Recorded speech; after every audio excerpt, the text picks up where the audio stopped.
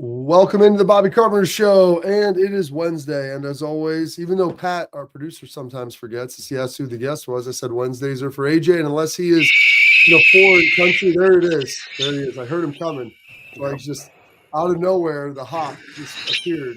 So while you scare everybody, AJ, do you have those? Sykes wants to know, do you just have that like planned throughout your house, to get the boys ready to go? Yeah, usually, and we make the Calm app, if you ever see like where you can get like rain sounds, or I think even like you can get Matt McConaughey like reading a book to you if you want on there. Yeah, we just play hawk sounds all night long. We just find it on YouTube and make the boys listen to it. I love that. Of course, I love that. Go ahead, Schleiss. You no, I mean, get them familiar, and like when they're out there, like in basketball or even at a wrestling match, like they're just like, oh shit, what happened? Boom, double leg, center line double. That would confuse me. Them out the gym, just making random hot calls. Wouldn't that scare you if you were playing against someone and they just ran? They got to be all in though. They have to like absolutely sell out every single time they do it. They can't just like tiptoe. When they get a rebound, everyone's like, "What the hell?" Throw some elbows, boom, dish it back. That'd be amazing. Yeah. Hey, AJ, I heard Axe kick some butt in the his final wrestling tournament. Man, there's some folks out there that said that they saw him wrestle and get after a little bit. No, I don't. So yeah, we did a couple of them. Vetter, my 9-year-old did a couple of them. He ended up winning the last match. Yeah. He won the last match in both the times that he wrestled, which was awesome. After getting ragdolled the first couple, but then Axel, my youngest, he went out there and wrestled, and he would be up in points. He'd like get takedown, whatever, is doing everything, and he thinks it's a WWE, and he thinks your shoulders have to be down for 3. He thought there was a 3-second count, legit. So he would get pinned because he's like, "What are you talking about? Like, I don't care if both shoulders hit. Like, they didn't count to 3." And I'm like, "This isn't the WWE, Axel. Like, we have to. The second it touches, you're done." And he came away frustrated, but he still felt pretty good. They both, big confidence booster for him. Yeah, I think it was Axe. John Simon was telling me this, and he said there was a dad that was super intimidated that his son had to wrestle your son, and John goes, "Yeah, but it's AJ's son, and he's wrestling your son." Oh, I know that guy. The guy talked to me. He said something to me that the dad did. He's like, "Man, I didn't know we have to wrestle your son." I was like, "Oh, we've been to 3 practices. This is our first time ever in any situation like this. What about you?" And he said, "Oh, we've been doing about 4.5 years." And I'm like, "Oh," as I see my kids getting ragdogged and their feet going in the air and stuff, and they're just fighting for their lives we didn't give them any really tools to try to figure it out, but that's what was amazing. They fought their hearts out, and that's all we cared about. That's the best. I mean, that's what you want, dude. Just teach them to be little scrappers out there. Do you think they're going to come back next year? I mean, honestly, they kind of want to, which is shocking. I didn't think they would. We'll see. I don't know if it's ever going to be like wrestling's weird. I mean, Schlegs is the king of wrestling. Like, you kind of have to be all in. You can't just kind of like tiptoe and show up every once in a while. We started doing wrestling with our younger two just to like, because the practices were really hard and they wanted to go and, they enjoyed it and it was conditioning and they get to have one-on-one matches in practice. So then when you go out there, I know you guys, Bob, both of you guys have your kids wrestle at times. And I just think it's awesome. I couldn't have done that. I would have had a hard time wrestling as a young kid, getting pinned in front of everybody, that whole situation. It would have been really good for me, I think. But man, I could see myself freaking out back then. Yeah, don't get pinned. Like, that's the motto. Like, well, yeah. And then you run into baby Schlegs. You run into baby Schlegs who's been doing manual neck since he came out of the womb. Yeah, and here's the other thing about that, right? So, one, for everybody that's out there, you guys both have 4 kids. I have 3 kids. Just FYI, everybody, our kids are not us. So, right? And your kid ain't you. And your kid beating our kid doesn't mean that somehow through that osmosis of transfer of blood that you have somehow beat us. You didn't. They're their own people. Let's go back into like why wrestling is actually important. Because it is 1v1. It's you versus that other person. And you can't hide where you are in your development. Like, that's why you have to practice. That's why you have to be consistent. You can beat really good technical kids by being in better shape and in better physical condition than them. I mean, I was not a great tactician, but I was just going to physically try to abuse you and wear you down. Like, try to take your soul. Like, that's it. But the best part about wrestling, I think, AJ, this is what you're saying. It's like the one sport that we can put our children in that is very, very uncomfortable, and we're not their coach. That's why we love it. You know what I mean? Because they think about it. Like, do your kids like being coached by you, AJ, Bob? No, no. So now other people, any coaching from me, I don't know about you guys, but any coaching from me, they just instantly take it like a negative thing. Like I'm telling them they're doing something wrong or something's wrong. Like, no, this They is like, internalize it. yeah, I'm like, I get it. I understand. Like, it's true. Like, you don't want there's also the unhealthy version too, where, your kid's the point guard and the whole time he's dribbling up the court, he's looking to the sideline, he's looking at the crowd at his dad, and his dad's giving him signals or telling him yes or no. And you're an emotional roller coaster. So yeah, like I don't want either parts of that. But yeah, wrestling's awesome, man. Being able to compete one-on-one in front of people, everything's uncomfortable. I mean, the singlet, all of it is just it's just different for them. If you've never done it, it's just a different world. And I think it's awesome for any of us, like adults as well, to do things that you may have never tried before. And you might get killed, they might dominate you, but you might find something you really like. So are Hendricks or Axe and Vet, are they into like the big time WWE wrestling? Do they think that's sweet? They I mean, if it's on, they like, they like Roman Reigns, they like certain people, but they don't really, consistently pay attention to anything. So Caleb has gone back and watched I think the last, I don't even know what he's watching. Some WrestleManias in there, some Raw, some SmackDown, but it's stuff on YouTube age that's from like the mid 2000s. Like he loves Cena. Oh yeah, I've shown him that. I mean, I've shown him the old school. I used to back when the kids were younger. Yeah, we're eating breakfast. I'm showing them, Macho Man and Hulk Hogan's entrance music. Yeah. Yes, exactly. That's so I've shown him all the ones from back in the day when we were growing up, when it was truly a spectacle. But yeah, that's it's fun, man. It's entertaining. I enjoy it. I didn't know if you were going to try to take him down. I mean, Caleb, for his gift, I reached out to Pat. I'm trying to get down to WrestleMania. For Cena's last WrestleMania. That's a big deal. And trying to get him down there for that in Vegas, which, I mean, taking an 8-year-old to Vegas, AJ, what could be possibly better? I was hoping maybe the boys would be like, oh, that'd be great. And then I could talk to them and have them put some heat on you to try to get you down there as well. Well, my kids, they would love it for probably, 20, 26 minutes, I would imagine. I don't know if they're going to sit through the whole thing, but they like anything. I mean, I was traveling with my youngest too a month or so ago, meeting Laura at a lacrosse tournament. She was already there, and just going through the airport with the youngest kids was awesome. Like everything was so cool to them. Everything was the best ever. Like, when you walk outside of a bathroom or as you're leaving a bathroom, there's like a touch screen if you can rate the bathroom, like how they're doing. Oh, my kids try to stop at every one of those. Like they think smiley face. Yeah. A drinking fountain's the coolest thing ever. Hole in the bathroom stall. Oh, I heard you the first time, Bob. I knew where you were going with that. We stay away from the stalls. The kids know, hey, they stick tight with me. We're peeing at the urinals. They're not going in the stalls, and they know stay away from any kind of holes you see anywhere, actually. Yeah, you guys in there crossing the streams, that's how close you are, or they all have their own individual urinal? Usually their own individual. I mean, you play swords every once in a while. When the kids are young and you're peeing at home, I guess. Usually that's usually outdoors. Hey, Age, talk to us a little bit about, because it's combine prep, people are going through, and you have Ohio State guys that you take a week off and you literally have 3.5 weeks to prepare for this combine. And walk everybody through about your combine prep, your transition to that, and how is that so different in today in 2024? Yeah, it definitely is. It's definitely changed. But even when we were coming through, there was still a lot of people that would leave and go and work out at these places. I know we were still in school, and we're out there at the Woody every morning, and we luckily had Butch taking us through our running workouts and all of that. But the combine's weird because obviously you're going to get drafted off your tape of what you've shown on the field and what they can see as a player. But it is really important.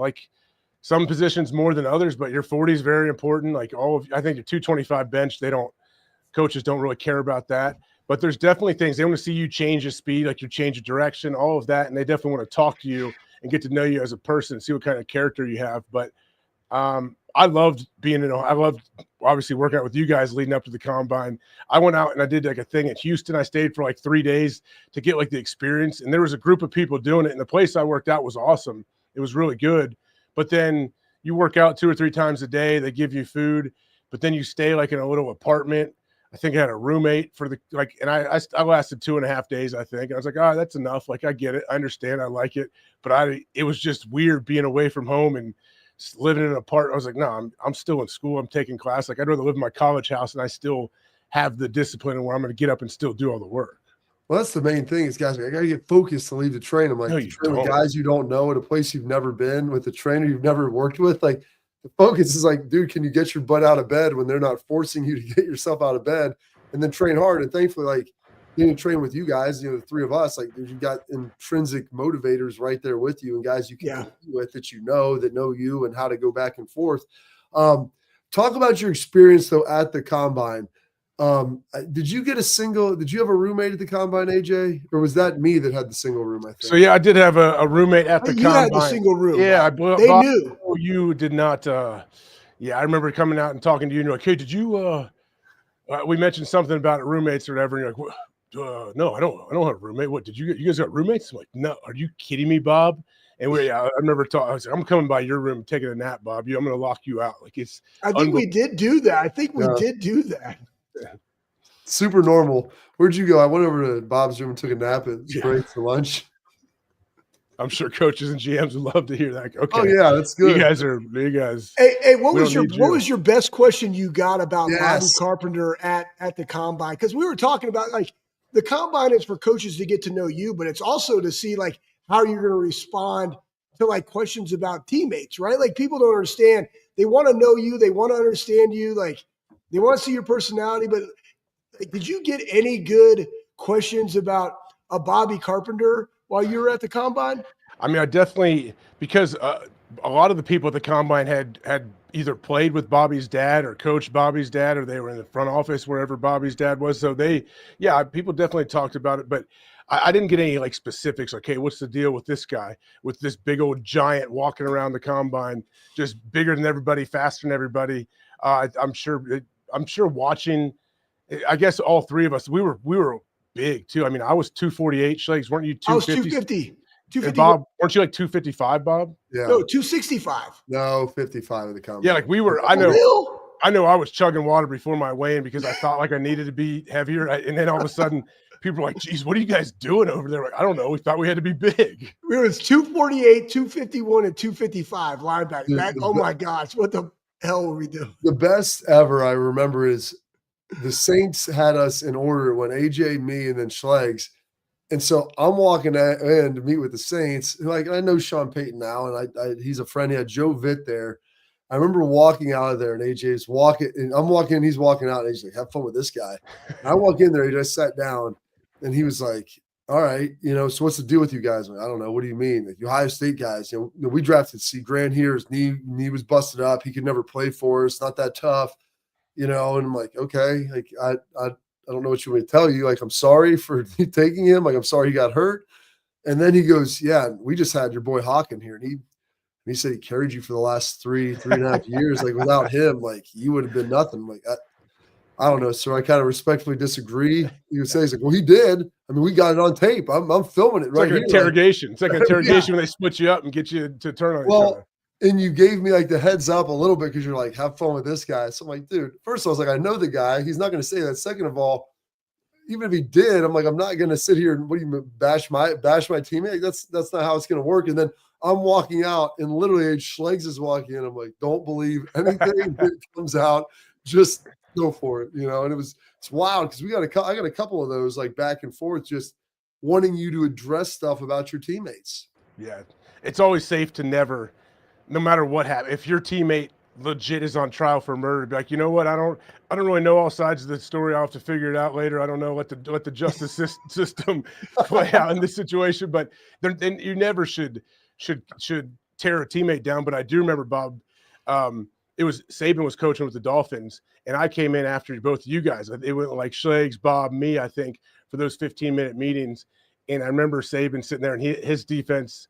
Our defense from Mark D'Antonio came from Nick Saban and all this stuff. And we had to get on the board and draw some blitzes up. And I started to draw up, I don't know, Miami or Tahoe or something. And the first two blitzes I drew up, Saban's like, nope, don't do that. Bobby and Schlegel already drew those ones up on me. Stop. You guys keep drawing the same ones or whatever. So I had to come up with I had to think of another Hawk Tulsa, man. Like, that was your blitz. Like, that was the one. Hawk Tulsa. Yeah. All those. Yeah, that whole what's weird now is guys go and they get coached up on how to do the whiteboard stuff, which to me is weird. To getting coached up into how to interview, I guess, yeah, because it is a big deal. You should be good at it, but I'm like, I feel like if I'm a coach and I'm talking to a dude, I can feel like all right, this feels like a canned answer. This feels like someone told you this is how you should respond to this. Like, I don't know. It's just different. Hopefully you can find a way to still be real and authentic, even if you get that, you have these so-called gurus coaching you up. Do you think like we were coached and prepared and like educated in football at Ohio State, like better than a lot of other places? Like, I don't know. Like, what do you see when you're like talking around ball with other guys in your town? Yeah, I definitely do. I felt like that. I would always ask guys, wherever they came from. I mean, obviously a lot of the big time schools, they had similar experiences, I think, that we did, but not always. Like sometimes I'd talk to guys and they're like, man, I didn't even go to meetings. I didn't really have to do anything. I just kind of showed up, and if we were in full pads, I may take a couple reps here of inside run. That's about it. I'm like, man, you guys had different experience than I had in college. So I think it varies, but yeah, I mean, I feel like we were absolutely as prepared as anybody coming out of Ohio State, because not only like the football scheme and playing in big games, but we also had to, you had to talk to the media plenty. You knew how to deal with coaches and all of that stuff that you might not get other places. I feel like Ohio State kind of put you from day one, you're put in those positions to where like you're always like hopefully evolving as a player and a person. All right. And lastly, before we get you out of here, what do you think about our guy, the senator, becoming the governor? I love Lieutenant Governor. Governor. Man. Yeah, how awesome is that? I mean, it makes so much sense, doesn't it? I was watching Coach Tressel speak, and he's saying, or I saw DeWine speaking about it, saying that, yeah, like although he doesn't have any like political experience, like as a leader, he's a leader of men, a leader of people, and whatever can bring people together. I'm like, yeah, of course, Coach Tressel. Like who is more genuine than Jim Tressel? Nobody on the planet. So I would imagine that he's already. I would love to see his first like week in office, watching him learn about like what he's doing and like his curiosity and the questions and the follow-ups that dude has. Like, I bet he's not going to sleep for the next year and a half because he wants 695 days, AJ. That's what literally the first thing when I shook his hand, congratulations, Steph and I were there. He said, hey, we got 695 days to make a difference. Like that's what he's thinking about already. Yeah. I mean, that's him. He will be perfect. Like if you can do anything to help people, Coach Tressel will go to the ends of the earth to do great and be great at that job. Absolutely. Hey, we'll be as good a state as the class of people we are, AJ. Remember that. Man, I can always count on you pulling up great quotes from the winner's manual or anything Coach Tressel ever said. I just thank God he made me a Buckeye. Absolutely. All right, Age. We appreciate it, sir. Thank you so much. Appreciate it, Schlegs. Appreciate the Hawk talk. Sorry, I thought there was gonna be like 14 Hawks. He's been doing it before we came on. He's already testing out different Hawk calls. Of course. Yeah, I know. There's so many. There's so many. So many. All right, man. Have a good one. Enjoy it on McAfee today, and we'll get together soon. All right. See you guys. See you, bro. Oh, Lord. That guy. That is an interesting deal. I didn't even get a chance to talk to him about Richie Incognito, Schlegs. I know. How about that? You should have said that. I know. Well, I meant to, and then I forgot about Tresby and Lieutenant Governor, and then we get into wrestling and everything else. The combine. There's so many things to get into, Schlegs, that we were like Pokemon. We got to catch them all. But we're going to get into that afterwards because I find it to be a fascinating topic, and it really gets into more locker room culture and what you're about. And Jonathan Martin came out back with some things about what happened in Miami, and Richie Incognito was blacklisted for basically a full year. Got back in the NFL, yeah, but lost millions of dollars though. Millions of dollars, hazing, bullying. Like, what is it really like in the locker rooms? We'll talk about that next here on the Bobby Carpenter Show.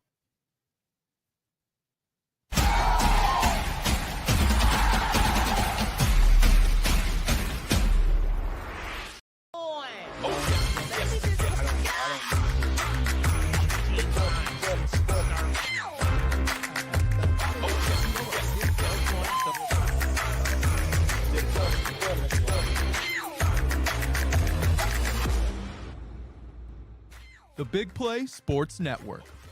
Download the free app today to watch all of your favorite hosts on demand.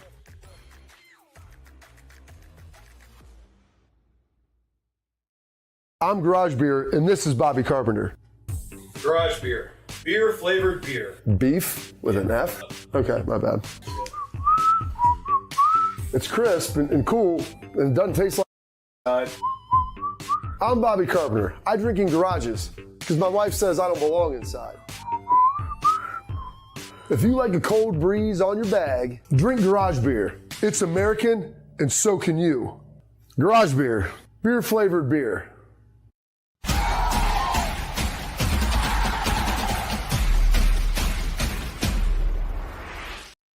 All right, before we get into the Rich Incognito story, I want to tell you about my friends over at Export. Parents and athletes, protect what matters most with Export mouth guards, trusted by professional athletes, designed by NHL team dentists. Export mouth guards are scientifically tested to absorb those high-impact hits to protect both your teeth and your brain. Export mouth guards feature 3 layers of advanced protection, including a patented use of carbon fiber. They custom fit these things. They 3D print them to your own unique smile. That means more protection, better performance, max comfort, clear communication so you can focus on your game, not on your gear. Don't take chances with your safety. Visit exportguards.com/Bobby today and save 15% on your order. Export, protect what matters most. All right.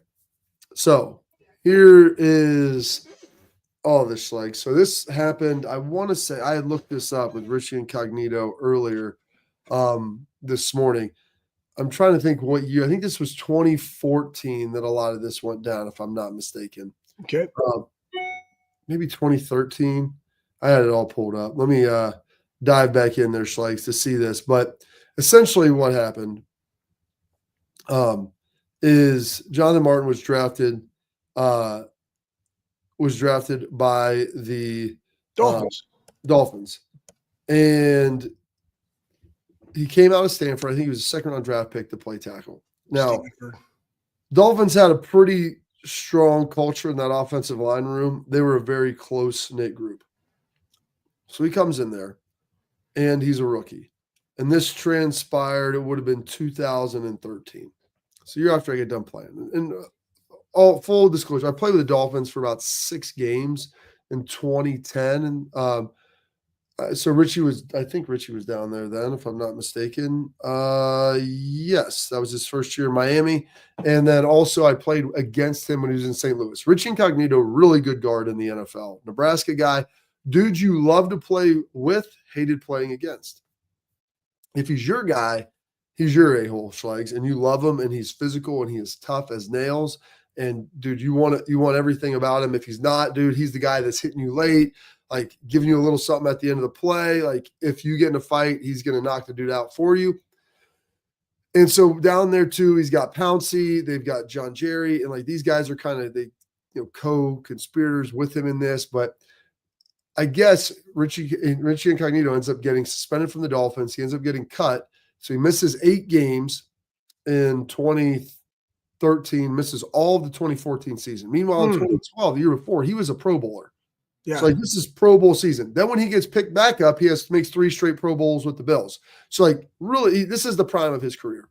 Yep. And Jonathan Martin, the NFL isn't for everybody. And college football is not for everybody. Schleiks, you know this, the locker room can be a rough place. And it's rough. And like, I say this in the most like loving way possible. It's how dudes kind of show affection to each other, where like the razzing, I don't call it hazing. It's just razzing all the time, like back and forth, always touching on things that might be uncomfortable, that are always pushing.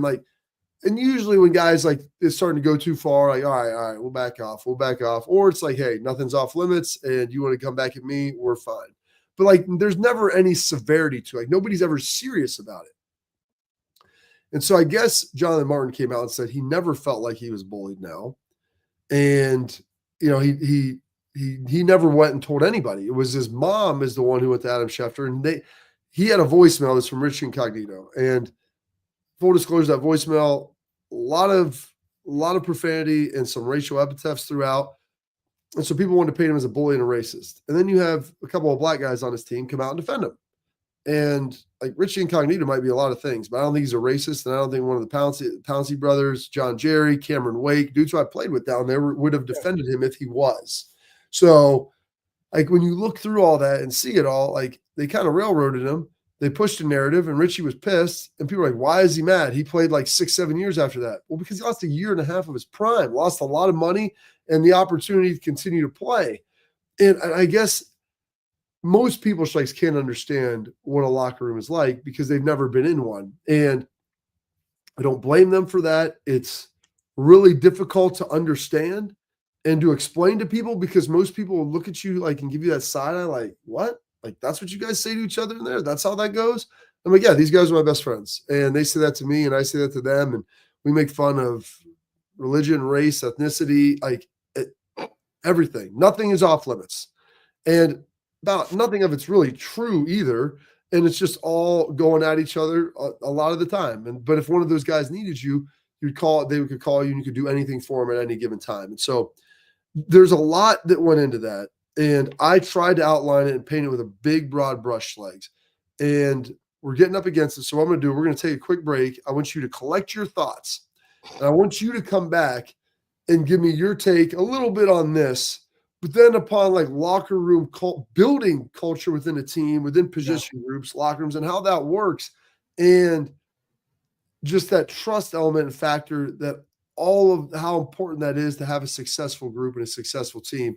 We'll get Schlegs' thoughts coming up on that next.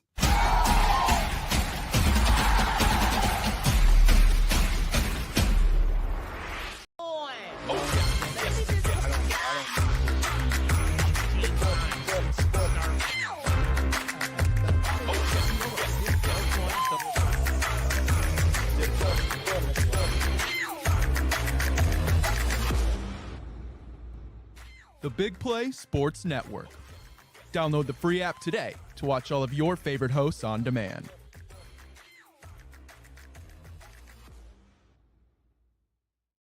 I'm Garage Beer, and this is Bobby Carpenter.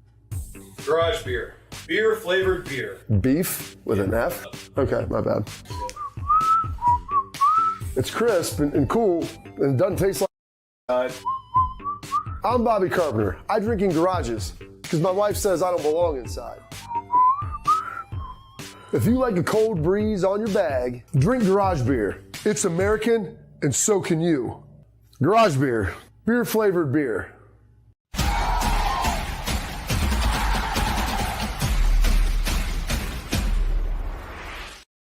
All right, welcome back to the Bobby Carpenter Show. Please, if you're on YouTube, like, subscribe, follow. We get some questions, get all your stuff. We appreciate all of it. And now I'm going to open the platform and allow my guy Schlegs to talk about culture, locker rooms, the Richie Incognito, Jonathan Martin, really whatever it is your heart desires, sir. Yeah, well, I mean, one, yeah, he probably was a psycho, probably still is a psycho. Probably like that's what gave him the edge to be elite and go to 4 Pro Bowls after missing 2 seasons. And I think sometimes, like you said, I thought you alluded to it best, Bob. Like Braves was that type of asshole too, right? Like he's the guy that you want on your team. He's the guy that you don't want to go against, but he also makes everybody else better. Super smart. Like he's just gritty and grimy like that, right? Like, and you need guys like the beautiful thing about the team is the melting pot of our entire society in the best form or fashion where everybody comes together with a common goal.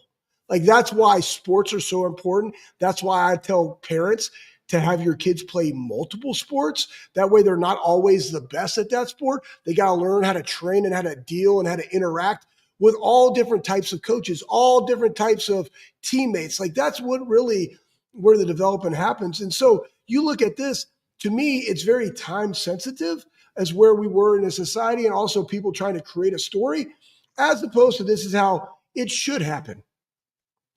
It's called look at somebody in the face and have a convo. And too many times, especially now, for like a decade removed from this, we have gotten further and further away from anybody being able to sit down and look somebody in the eye, Bobs, boom, and have a convo, right? And just treat people with dignity and respect. Listen to what they have to say. Come back at them.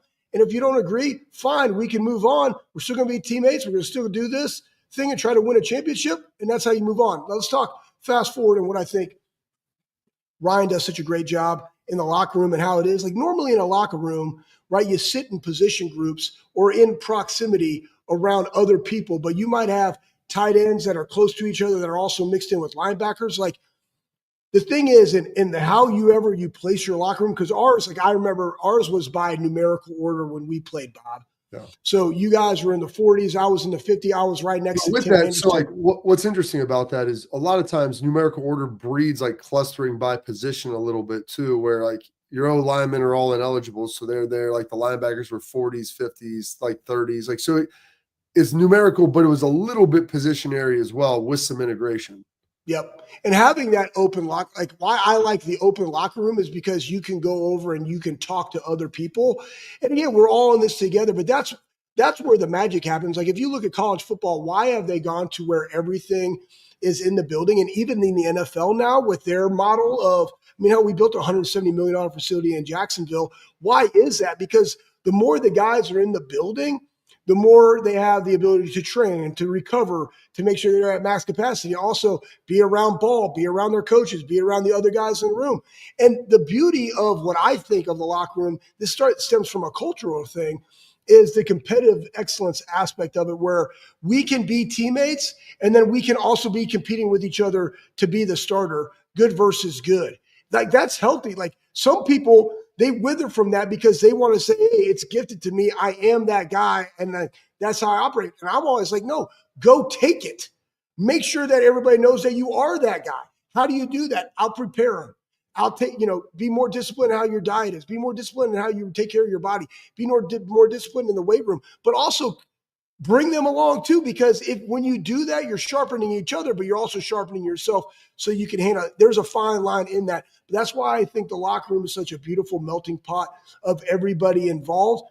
And again, I say this too, Bob, you and I, hell, I'm turning 44 pretty soon. You're 42, AJ's 42. But, nobody we'll knows. 42, like, what's that? AJ just turned 41. I'll be 40. Oh my gosh. That's so terrible. You guys are so good. You're 2 years and 10 months older than AJ, basically. No. True. 6 years in college, man. Anyways, 5.5. But here's the thing. Nobody knows you like the people that been through the stuff that you have. Like my wife knows me. She knows me very well because I think I do a decent job of articulating that. But she doesn't understand some of my feelings and the things that make me a high achiever and high performer like you do, Bob. And it's also why like Nate Ebner and John Simon were in. And it was just great to be around those guys. And I kid you not, the banter that goes back and forth in between us in those things is like I was back coaching them, or when they were in the league and we're all trained together, or in the Vanilla Nut Tap, IG chat, or the Vanilla Nut Tap, group message that we're on, and AJ and James and all there. Like it's comical to us, and it still goes on, and we're in our 30s and 40s doing it. But like that's what makes it so special, and that's how you can appreciate each other. But again, this whole thing started because two people couldn't come together and have a combo. Our society is that way now. And if you really have an issue and there's something that's off limits, be like, hey, can you take this off limits? And if you have a one-on-one conversation with those guys, usually if you do it as a man, like, all right, I got you. Hey, listen, I don't go there. Like, hey, I'm sorry. I don't want to be talking about that stuff. Like, yeah. Just guess what? Guys respect that. I mean, like, drop your sack and say, hey, this is what I'm about, right? Like, that's part of it too. And I talked to Vernon Carey, who was on that Dolphins team there, played at Miami. Like, I played with Vernon for 6 games, but like that's the one thing, like locker rooms, and similar to the military, you pull guys from all across the country, from all walks of life, from all experiences, and you assimilate them together and like, hey, go work at this common mission and purpose.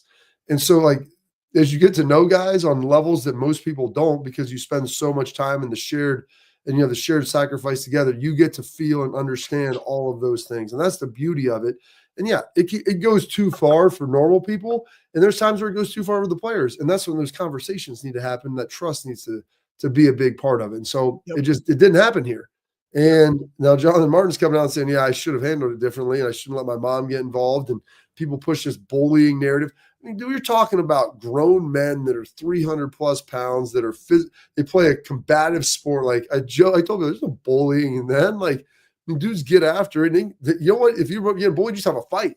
Like that's just how it works, because that's how the football is. Like it's unfortunate. But it's what it is, and that's how it works. And guys just talk, and it's a little bit different, man. It's a unique beast. But I wanted to get into that because, gosh, it brought back memories of it. It's a decade ago, and I'm like, gosh, I just retired, and knowing a lot of those guys, and knowing Richie. and not knowing him to be a bad dude, just him to be he's an interesting guy, but if he's your guy, he's the guy that you love. And that goes for like almost all those other guys that played with him loved him. And so at least he gets a little vindication there and was able to finish his career in a positive way, even though it did cost him time and money.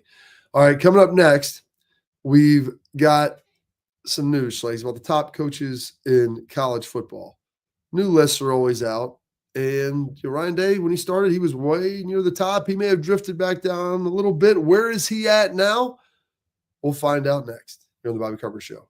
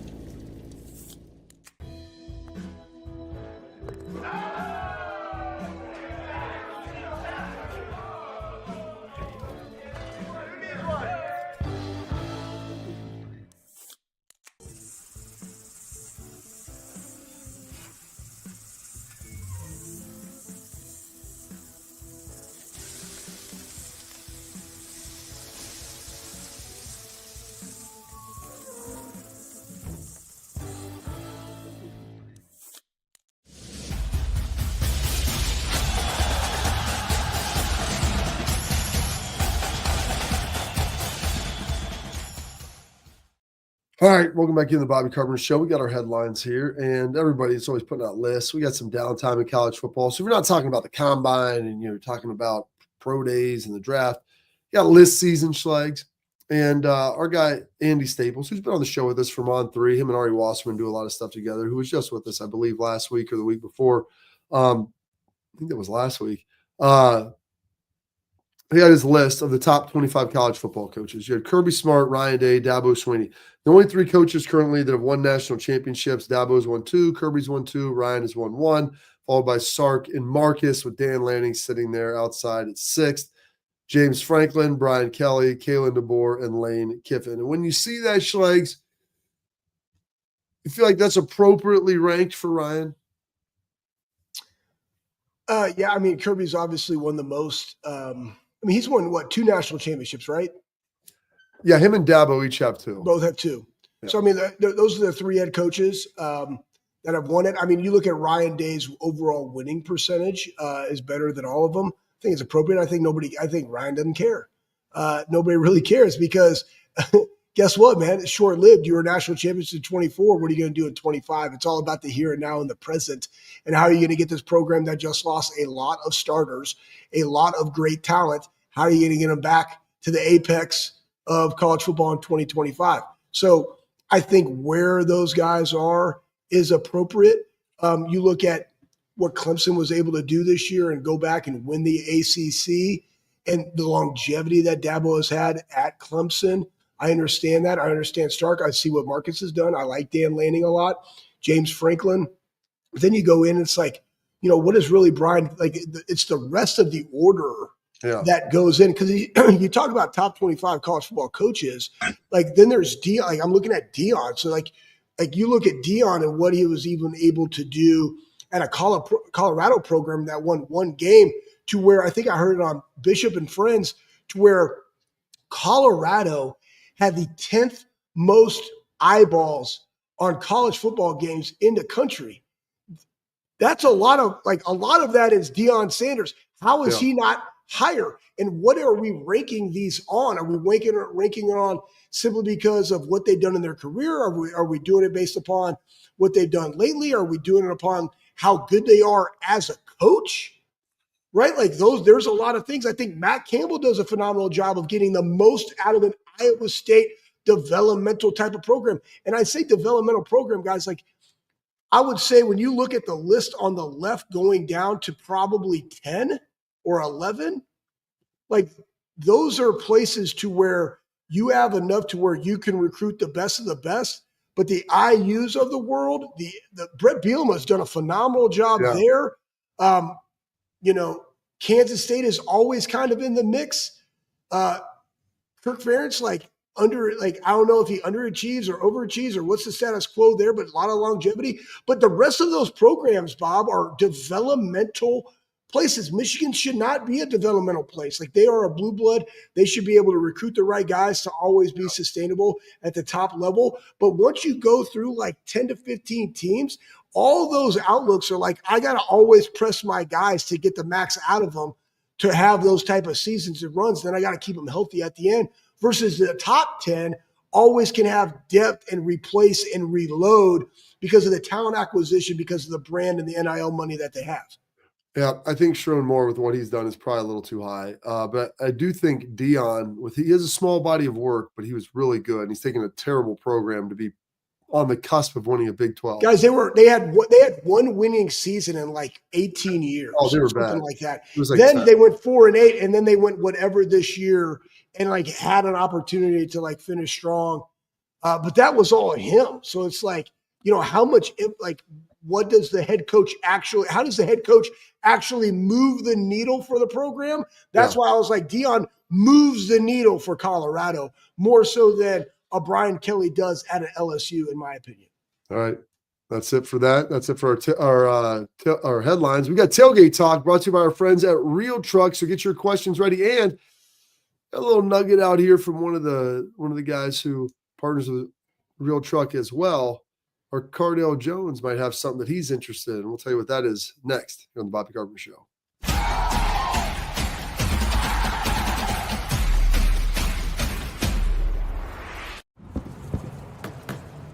Get the most out of work, life, and all your outdoor adventures with top-selling upgrades for your truck. Guaranteed fit, free shipping, easy install, expert support, and thousands of dealers just a click away. Bring your truck to life. Real Truck.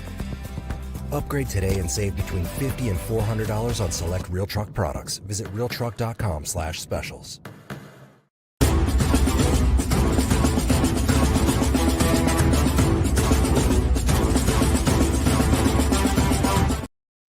Welcome into the Bobby Carpenter Show, and welcome into our Tailgate Talk brought to you by our friends at Real Truck. Real Truck at realtruck.com. Truck, Jeep, Bronco, check. They'll bring that thing to life. Interior, exterior, seat covers, the bed covers. I was looking at my winch yesterday on my sweet new bumper. Man, they got it all for you. They'll take care of that thing. They will bring it to life just like they've done for Schlegs and I and my guy, Cardale Jones. So go check them out at realtruck.com. You spend $100, you get free shipping. So how about that? They're taking care of you as well. So our guy, Cardale Jones, saw this drifting out there. So they're looking for walk-ons, tryouts. Let's see what we got here. So you can come play for the Buckeyes. Walk-on tryout meeting.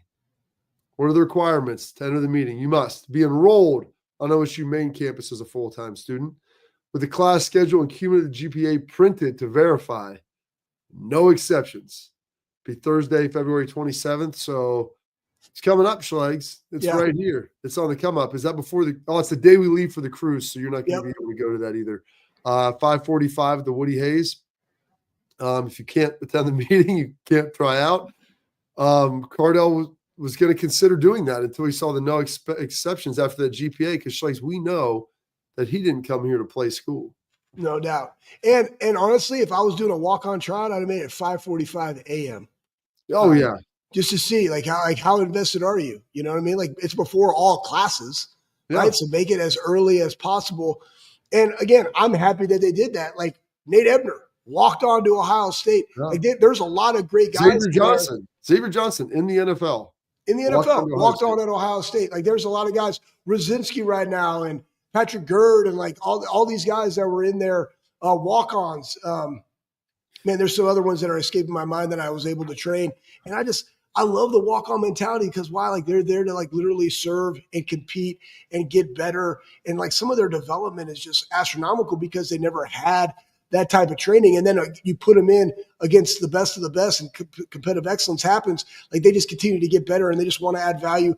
I love it. I'm interested to see, because I know when they go to 105, like the walkouts the walk-ons will, I believe, no longer be there, right? No, Everybody will be on you can scholarship. offer. I talked to Ross. You can offer compensate. You can offer scholarships up to 105, but you don't have to offer full scholarships and do all that.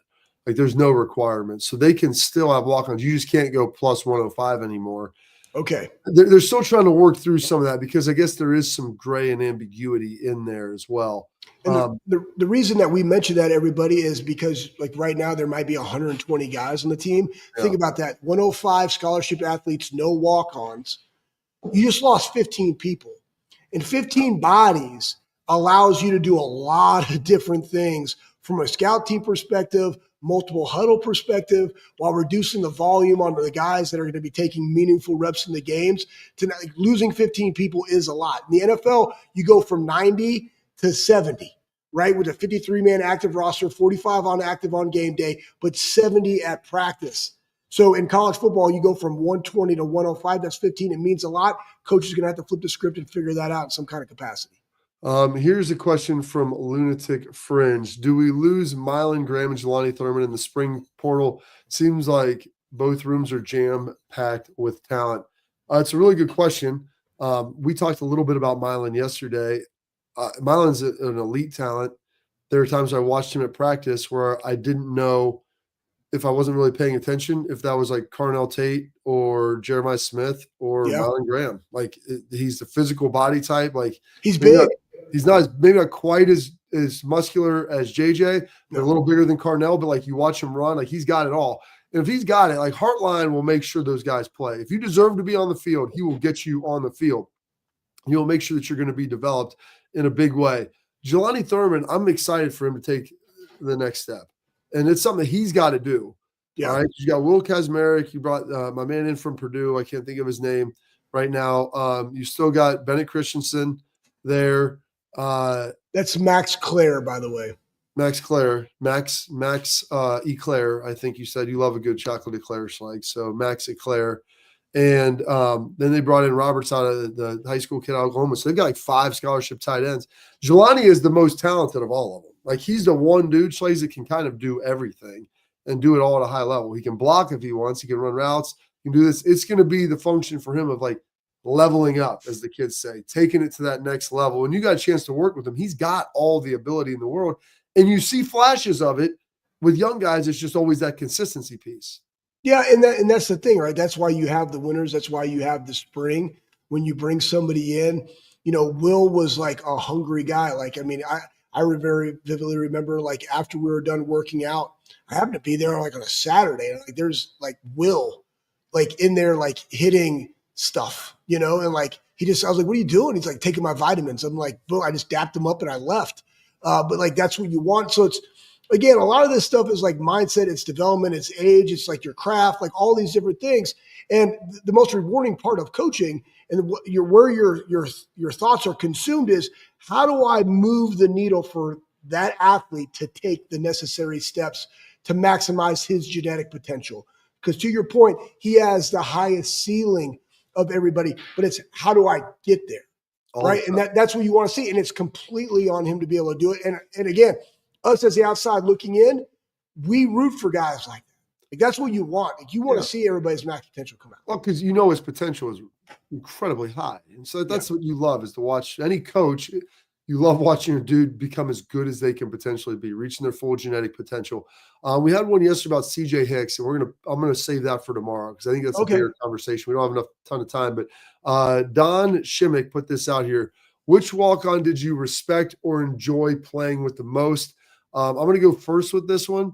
My guy in this was a fellow linebacker. I think he was 2 years behind us, if I'm not mistaken. My guy Trevor Robinson. Incredibly tough. Oh my God. Yeah, Trevor Robinson was the man. And he played like third team Sam, never got on the field on defense. But I lobbied the coach and tried to help. And I'm like, dude, I'm going to teach you how to play kickoff. And he would run down there at R5. Oh my gosh. He broke like 3 or 4 face masks. Yes. I mean, he was just a monster. And like, just you talk about a dude self-sacrifice. Like, I'm thankful I saw him and he's still cognitive and he's doing really well in life. And I love the guy because I was worried that he was going to end up like Simple Jack off Tropic Thunder. He took souls, dude, and he was the man. I love Trevor. You know what? I can honestly tell you this, Bob. Like, when we played, I didn't know. I really don't. I really can't remember who was on scholarship and who wasn't. And I think that's part of the beauty. I'm going to let you guys know on a little secret. Like, that's part of the beauty of Ohio State is it's always a meritocracy, meaning everybody, regardless if you're a starter or you're a walk-on, you're treated the same. You get the same gear. You get trained the exact same. The +2 stuff, all the sports science stuff, all like the coaches, you get trained by the same dudes. You know what I mean? Like, you're getting everything that is the same. I honestly, when you said Trevor Robinson, it literally part there, like he wasn't on scholarship. Like, I didn't even know. Yeah. Like, I can't even tell you right now who wasn't on there. All I do know, Bob, is that the one thing that regardless in all of sports, walk on, scholarship, doesn't matter. We just appreciate guys that go. Yeah. That's all I care about, man. Dude on And dude so appreciation. one that stood out that I don't even Hold on. Pause on that. We're going to get Sleggs' dude is going to be his parting thought coming up next.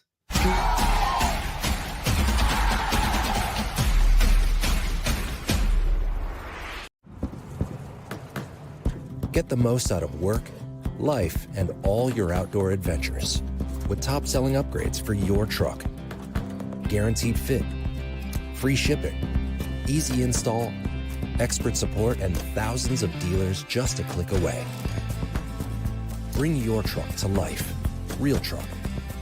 Upgrade today and save between $50 and $400 on select Real Truck products. Visit realtruck.com/specials.